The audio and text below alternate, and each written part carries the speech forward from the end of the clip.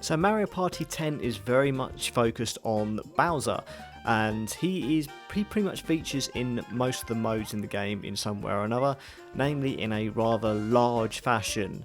So Bowser mode is the most prominent of these modes, and in this mode you can have one player who is Bowser, or even the computer for that matter, while the other 4 players are against him on the board.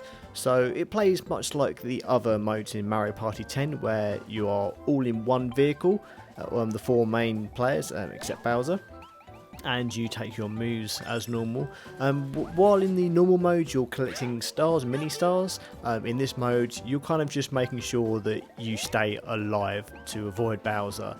You all have a set number of lives, and you can lose or gain these depending on how mini games and how particular events play out, and you get a head start on Bowser because there's 4 of you taking your goes. As you can imagine, you think that you'd be able to get quite a few moves ahead of Bowser.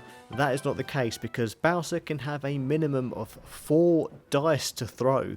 So as you can imagine, he's usually getting around between 10 to 20 moves per throw, so he can catch up on you very quickly.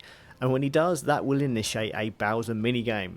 Now, there's only a handful of these minigames available, and they all use the gamepad in some way. So this video you're going to see a few of those minigames on the actual gamepad itself, combined with the actual gameplay footage. And yeah, they're okay. They're decent enough uses of the gamepad. You've got ones where you have Bowser's view on the screen, and you have to slam hammer onto the other characters as you're rotating around, and they're on the little kind of circular track, and they're trying to avoid you, but you can only see that first person view from Bowser's eyes. It's a bit difficult unless you're cheating and looking at the TV. And there are other different modes. There's one where you have to tilt the gamepad to move some fiery barriers while the other players have to jump over it. So there's lots of things like that. And it's quite a different mode. It's quite enjoyable.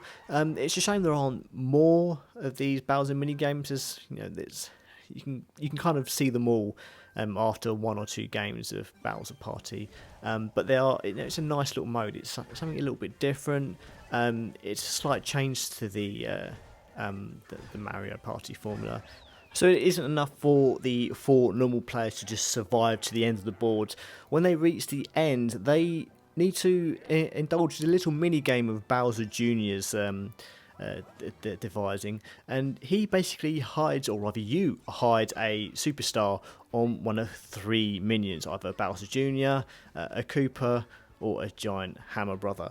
And when a player reaches the end of the course, they have to pick the character that has the right star, and now if they get that star, then they win, excellent, and Bowser loses.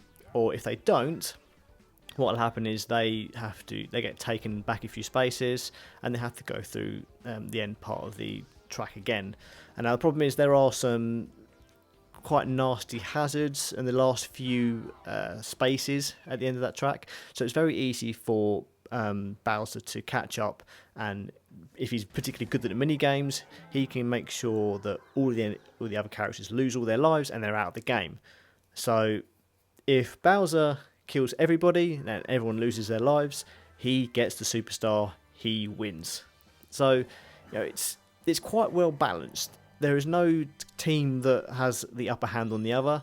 It all kind of works itself out, which is quite nice. I've played a few games of this with quite a few people of varying abilities, and it is fun. People do enjoy it. People enjoy being Bowser, and people are enjoying being against Bowser. And that's, it's a good mode for Mario Party. It's very enjoyable. I think you're going to like it. It's another reason why Mario Party is a very enjoyable party game, as it always has been, and it does some interesting things with the gamepad. And it's a nice little addition.